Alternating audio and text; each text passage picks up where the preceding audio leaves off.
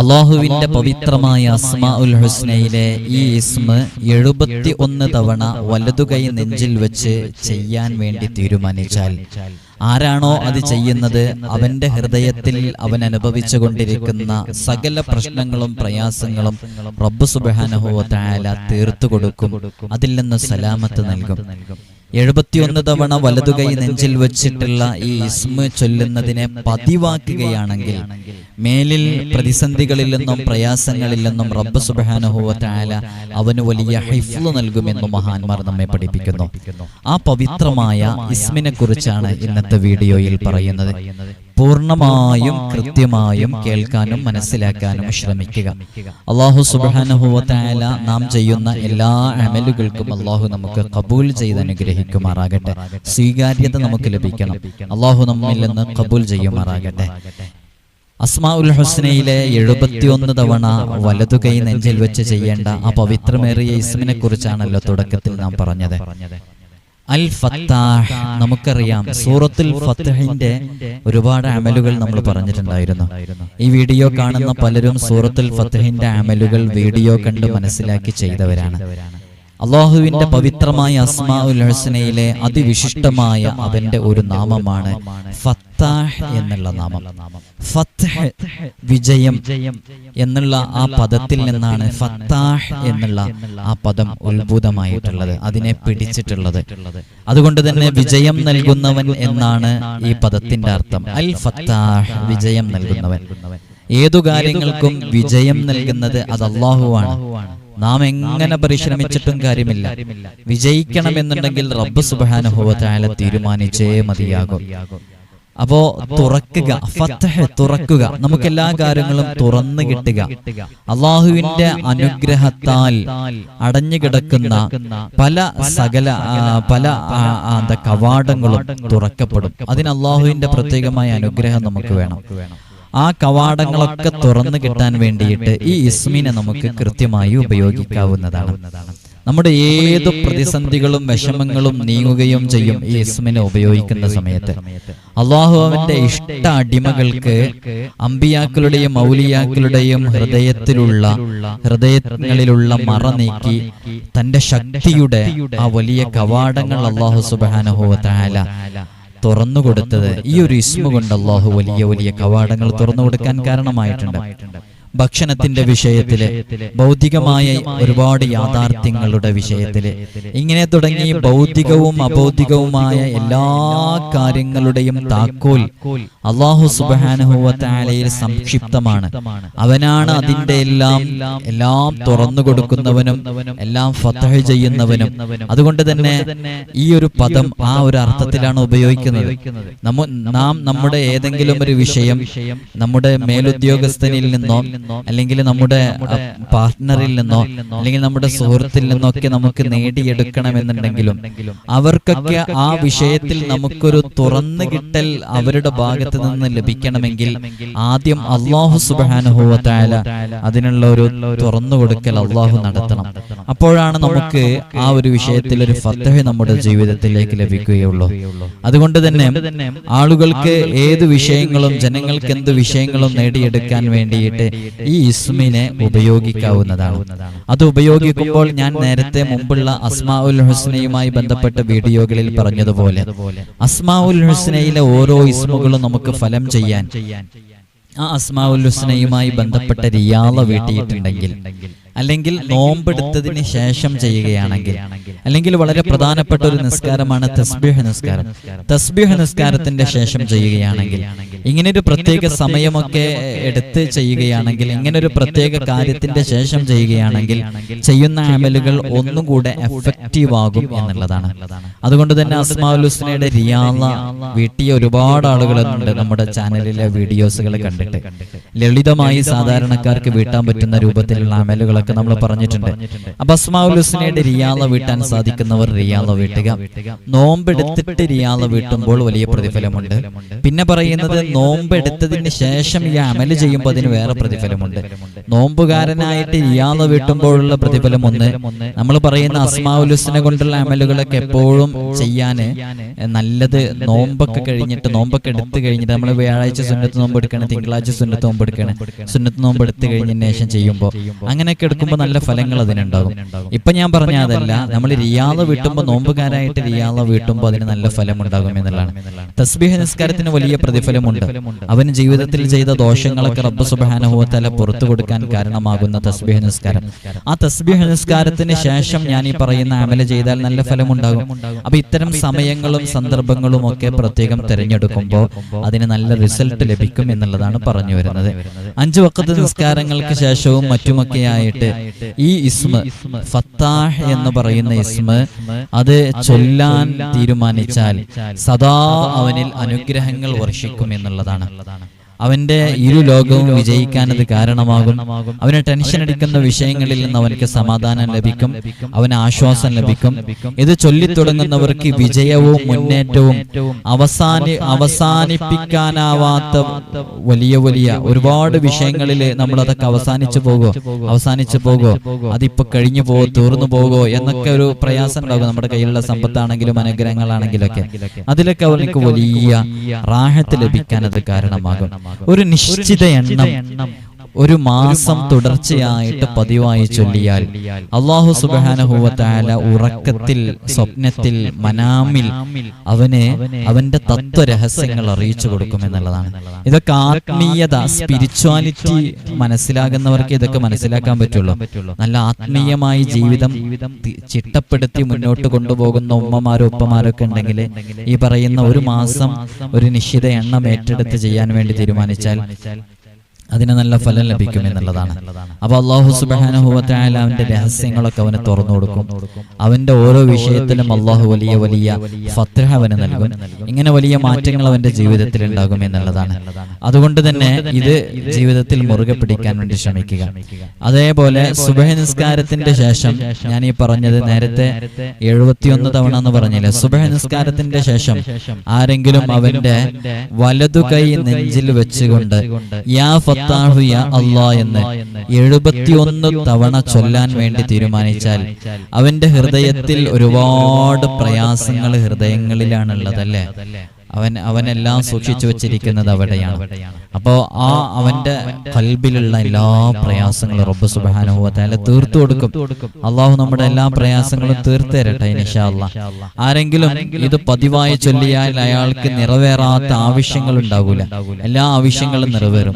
അതുകൊണ്ട് തന്നെ എന്നോട് പല ആളുകളും നേരിട്ട് ഇവിടെ കാണാൻ വരുന്ന സമയത്തും വാട്സപ്പ് വഴി മെസ്സേജ് അയക്കുന്ന സമയത്തും അതേപോലെ ഓൺലൈൻ വഴി കൺസൾട്ടേഷൻ ചെയ്യുന്ന സമയത്തൊക്കെ യാ ഫത്താഹു യാ അല്ലാഹ് എന്നുള്ളതിന്റെ അവരവരുടെ പ്രശ്നങ്ങൾ മനസ്സിലാക്കിയിട്ട് അതുമായി ബന്ധപ്പെട്ട അമലുകൾ നമ്മൾ അവർക്ക് ചെയ്തു കൊടുക്കാറുണ്ട്. നല്ല റിസൾട്ട് അതിന് കാണാറുണ്ട്. ജീവിതത്തിൽ സന്തോഷമില്ലാതെ ടെൻഷൻ അടിച്ച് പ്രയാസപ്പെട്ട് ജീവിക്കുന്ന എത്രയോ ആളുകളുണ്ട്. അവരൊക്കെ അവരുടെ പ്രയാസങ്ങൾ നിറഞ്ഞ, ക്ലേശങ്ങൾ നിറഞ്ഞ, ദുഃഖങ്ങൾ നിറഞ്ഞ ജീവിതത്തിൽ നിന്ന് രക്ഷ ലഭിക്കാൻ എല്ലാ ദിവസവും അവന് 489 പ്രാവശ്യം ഈ ദിക്റിനെ ചൊല്ലാൻ വേണ്ടിയിട്ട്, ഈ ഇസ്മിനെ ചൊല്ലാൻ വേണ്ടി തീരുമാനിച്ചാൽ മതി. അങ്ങനെ എല്ലാ ദിവസവും 489 തവണ ചൊല്ലിയിട്ട് 7 പ്രാവശ്യം ഫാത്തിഹയും ഇഖ്ലാസും മുഅവ്വിദത്തൈനിയും ഓതിയിട്ട് അല്ലാഹുവിനോട് ദുആ ചെയ്യാം. എന്നാൽ ആ വിഷയത്തിൽ അവന് വലിയ സലാമത്ത് ലഭിക്കും എന്നുള്ളതാണ്. അപ്പോ ഒരുപാട് അമലുകൾ യാ ഫത്താഹു യാ അല്ലാഹ് എന്നതുമായി ബന്ധപ്പെട്ട് പറഞ്ഞു. അവന് 71 തവണ ചൊല്ലേണ്ടത്, എല്ലാ നിസ്കാരങ്ങൾക്ക് ശേഷവും ചൊല്ലേണ്ടത്. അതേപോലെ തന്നെ ഒരു ദിവസം ഇതിന്റെ എണ്ണം, ഈ അസ്മാഉൽ ഹുസ്നയിലെ ഓരോ ഇസ്മുകൾക്കും ഓരോ എണ്ണമുണ്ടെന്ന് പറഞ്ഞിട്ടുണ്ടല്ലോ, അക്ഷരസംഖ്യ, അവജദീയായ അക്ഷരസംഖ്യ. അതിന്റെ അക്ഷരസംഖ്യ, ഇതിന്റെ നമ്പർ എന്ന് പറയുന്നത്, അക്ഷരസംഖ്യ എന്ന് പറയുന്നത് 489 ആണ്. റിയാദ് വീട്ടുന്നവർക്കറിയാം എന്താണ് ഓരോ ഇസ്മിന്റെയും അദദ് എന്നുള്ളത്. അപ്പൊ 489 തവണ ഇൻഷാ അല്ലാഹ് ഇത് ഓരോ ദിവസവും ചൊല്ലിയിട്ട് 7 ഫാത്തിഹ, 7 സൂറത്തുൽ ഇഖ്ലാസ്, 7 സൂറത്തുൽ ഫലഖ്, 7 സൂറത്തുൻ നാസ് ഇത് ഓതിയിട്ട് റബ്ബിനോട് ദുആ ചെയ്തു കഴിഞ്ഞാൽ അതിന് ഫലം നല്ല രൂപത്തിൽ ലഭിക്കും, അതേത് വിഷയമാണെങ്കിലും. അതേപോലെ തന്നെ ഞാൻ നേരത്തെ പറഞ്ഞ പോലെ റിയാദ് ഈ അസ്മാഉൽ ഹുസ്നയൊക്കെ കൂടുതൽ ഫലം ചെയ്യാനാണ് പറയുന്നത്. റിയാദ് വീട്ടിയിട്ട് ചൊല്ലുക, തസ്ബീഹ് നിസ്കാരം കഴിഞ്ഞ ഉടനെ ചെയ്യുക, നോമ്പ് തുറന്ന ഉടനെ ചെയ്യുക, ഇങ്ങനെയുള്ള നോമ്പുകാരനായിട്ട് ചെയ്യുക. ഇതിനൊക്കെ നല്ല ഫലമുണ്ടാകും. ഇനി അസ്മാഉൽ ഹുസ്നയുടെ റിയാദയുമായി ബന്ധപ്പെട്ട് ഒരുപാട് ആളുകൾ നമ്മെ കോണ്ടാക്ട് ചെയ്തുകൊണ്ടിരിക്കുന്നുണ്ട്. അസ്മാഉൽ ഹുസ്നയുടെ റിയാദയുമായി ബന്ധപ്പെട്ട് എങ്ങനെയാണ് ചെയ്യേണ്ടത് എന്ന് മുഴുവനായിട്ടുള്ളൊരു വീഡിയോ നാം മുമ്പ് ചെയ്തിട്ടുണ്ട്. അതുകൊണ്ട് തന്നെ അസ്മാഉൽ ഹുസ്ന 99 എന്ന തംബ്നെയിലിലെ ഒരു വീഡിയോ നിങ്ങൾക്ക് കാണാൻ സാധിക്കും. ആ വീഡിയോയിൽ കൃത്യമായി പറയുന്നുണ്ട് ആർക്കെല്ലാം അസ്മാഉൽ ഹുസ്നയുടെ റിയാദ വീട്ടാം, എന്താണ് അസ്മാഉൽ ഹുസ്നയുടെ റിയാദ വീട്ടുക എന്ന് പറഞ്ഞാൽ, റിയാദ വീട്ടുമ്പോൾ എങ്ങനെയാണ് വീട്ടേണ്ടത്, അതിന് എന്തെല്ലാം ശ്രദ്ധിക്കണം, റിയാദ വീട്ടിയാലുള്ള നേട്ടങ്ങൾ എന്തൊക്കെയാണ്, റിയാദ വീട്ടിയ ഒരാള് യാ ഫത്താഹു എന്ന് വിളിക്കുമ്പോഴും റിയാദ വീട്ടാത്ത ഒരാൾ യാ ഫത്താഹു എന്ന് വിളിക്കുമ്പോഴുമുള്ള മാറ്റങ്ങൾ എന്തൊക്കെയാണ്, ഇങ്ങനെ തുടങ്ങി റിയാദയുമായി ബന്ധപ്പെട്ട് അസ്മാഉൽ ഹുസ്നയുടെ റിയാദ എങ്ങനെ വീട്ടാം എന്നുള്ളതിനെ കുറിച്ചും ഒരു ഫുൾ ലെങ്ത് വീഡിയോ നമ്മൾ ചെയ്തിട്ടുണ്ട്. ഒരുപാട് പ്രവാസികൾ, ഞാൻ ആ വിഷയത്തിൽ പ്രവാസികളെ അപ്രീഷിയേറ്റ് ചെയ്യാൻ വേണ്ടി ആഗ്രഹിക്കുകയാണ്. കാരണം അവർ ചുട്ടുപൊള്ളുന്ന മണലാരണ്യത്തിലേക്ക് പിറന്ന നാടും മണ്ണും വിട്ട് ജീവിതത്തിന്റെ രണ്ടറ്റം കൂട്ടിമുട്ടിക്കാൻ പ്രയാസപ്പെടുന്ന, പാടുപെടുന്ന എത്രയോ പ്രവാസികളുണ്ട്. കൊറോണയ്ക്ക് ശേഷം ഇതുവരെ ജോലി ലഭിക്കാത്ത ആളുകൾ എനിക്കറിയാം. അത്തരം ആളുകളെ ഇതുവരെ ഒരു നിലക്കും കുടുംബത്തിനും അവരുടെ കുടുംബാദികൾക്കൊന്നും സമ്പത്ത് അവർക്ക് മാസത്തിലൊരു കൃത്യമായ വിഹിതം അയച്ചു കൊടുക്കാൻ കഴിയാതെ പ്രവാസികൾ അവരവരുടെ റൂമുകളിലിരുന്ന് അവരുടെ റൂമിന്റെ റെന്റും വാട്ടറിന്റെ റെന്റും ഇങ്ങനെ തുടങ്ങി ഓരോന്നും അടയ്ക്കാനുണ്ടായിട്ട് ഞെരുങ്ങി ജീവിക്കുന്ന എത്രയോ ആളുകളുണ്ട്. അവരൊക്കെ നമ്മുടെ അസ്മാഉൽ ഹുസ്നയുടെ വീഡിയോ കണ്ടു, 12,000 ബിസ്മിയുടെ വീഡിയോ കണ്ടു, യാ ലത്തീഫിന്റെ വീഡിയോ കണ്ടു, യാ ഫത്താഹിന്റെ വീഡിയോ കണ്ടു, ഇങ്ങനെ എല്ലാ വീഡിയോകളും കണ്ടു. ഏതെങ്കിലും ഒരു വഴിയിൽ റബ്ബ് സുബ്ഹാനഹു വ തആല എനിക്കൊരു കവാടം തുറന്നു തരും, മുട്ടുവിൻ തുറക്കപ്പെടും എന്നല്ലേ, തുറന്നു തരും എന്ന പ്രതീക്ഷയിൽ, നല്ല പ്രതീക്ഷയോടുകൂടെ അമല് ചെയ്യുന്ന എത്രയോ പ്രവാസി സുഹൃത്തുക്കളെ എനിക്കറിയാം. ടിക്ടോക്കുകളിലും അതേപോലെ തന്നെ അവരുടെ നാട്ടിലുള്ള സോഷ്യൽ മീഡിയ ഗ്രൂപ്പുകളിലൊക്കെ നമ്മുടെ വീഡിയോസ് ഒരുപാട് ആളുകളിലേക്ക് എത്തിയിട്ടുണ്ട്. ഉസ്താദ്, ഞാൻ ടിക്ടോക്കിൽ നിന്നാണ് ഈ വീഡിയോ കണ്ടത് എന്നൊക്കെ പറഞ്ഞിട്ട് നമ്മുടെ ഇന്ത്യയിൽ അത് ബാൻ ചെയ്തിട്ടുണ്ടല്ലോ, നമുക്കത് കാണാൻ പറ്റൂല. ലക്ഷക്കണക്കിന് ആളുകൾ കണ്ട പല വീഡിയോസുകളുണ്ട്. അതിൽ നിന്നൊക്കെ പ്രചോദനം ഉൾക്കൊണ്ട് അസ്മാഉൽ ഹുസ്ന മുറുകെ പിടിക്കാൻ ഉദ്ദേശിച്ച എത്രയോ പ്രവാസി സുഹൃത്തുക്കളുണ്ട്. എനിക്കറിയാം നിരവധി ആളുകൾ അസ്മാഉൽ ഹുസ്നയുടെ റിയാദ വീട്ടിയവരുണ്ട്. നാട്ടിലുള്ള ഒരുപാട് ഉമ്മമാര് ഉപ്പമാര് റിയാദ വീട്ടിയവരുണ്ട്. ഇന്നും എന്നെ ഫോൺ വിളിച്ച് റിയാദ വീട്ടാനുള്ള ഇജാസത്ത് ചോദിച്ചിട്ട് വീട്ടിയ ആളുകള്, അത് മുറുകെ പിടിക്കാൻ ഉദ്ദേശിച്ച ആളുകളെ എല്ലാവരോടും ഓർമ്മപ്പെടുത്താനുള്ളത്, അസ്മാഉൽ ഹുസ്ന എന്ന് പറഞ്ഞാൽ അതിവിശിഷ്ടമായ അള്ളാഹുവിന്റെ മഹത്തായ ഇസ്മുകളാണ്. ആ ഇസ്മുകളിൽ ഓരോ ഇസ്മു കൊണ്ടും ഏൽപ്പിക്കപ്പെട്ട വലിയ വലിയ ആ മഹാന്മാർ, വലിയ വലിയ ഖാദിമീങ്ങളുണ്ട്, മലക്കുകളുണ്ട്.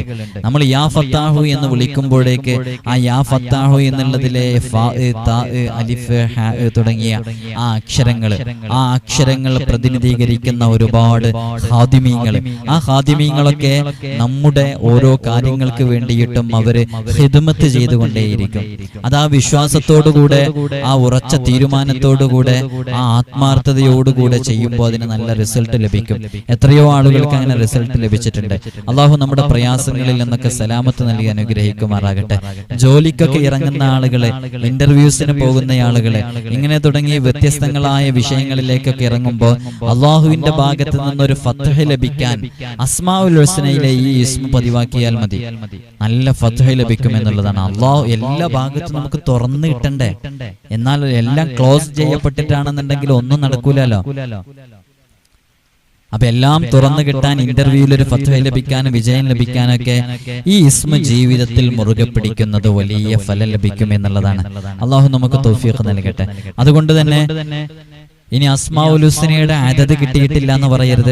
ഇപ്പൊ യാ ഫത്താഹു എന്നുള്ളതിന്റെ അദദ്, ഫത്താഹ് എന്നുള്ളതിന്റെ അദദ് 489 ആണെന്ന് പറഞ്ഞു. കഴിഞ്ഞ വീഡിയോസുകളിലൊക്കെ അതിന്റെ അദദുകൾ പറഞ്ഞിട്ടുണ്ട്.